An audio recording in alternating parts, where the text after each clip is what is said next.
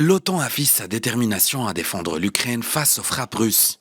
En effet, la volonté des États membres de l'Organisation du traité de l'Atlantique Nord ne semble pas avoir flanché. Plus de 50 pays réunis à Bruxelles ont promis de fournir à l'Ukraine de nouveaux systèmes de défense antiaérienne et une assistance militaire solide et durable après les frappes massives de la Russie sur ce pays.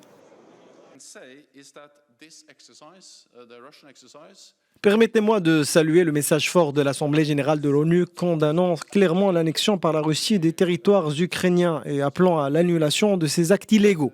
L'écrasante majorité à l'ONU démontre que la Russie est isolée. De son côté, le chef de la diplomatie européenne, Josep Borrell, a déclaré que toute attaque nucléaire contre l'Ukraine sera confrontée à une réponse militaire si forte qu'elle anéantira l'armée russe. And then there is the nuclear threat. And Putin is saying that he is not bluffing. Well, he cannot afford bluffing. La réponse à toute attaque nucléaire contre l'Ukraine ne sera pas nucléaire, mais ça sera une réponse qui détruira l'armée russe.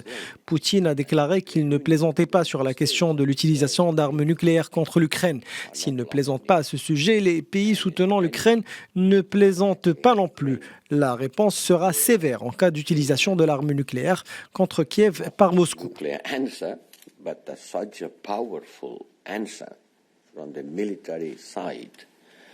That the Russian army will be annihilated, and Putin should not be bluffing.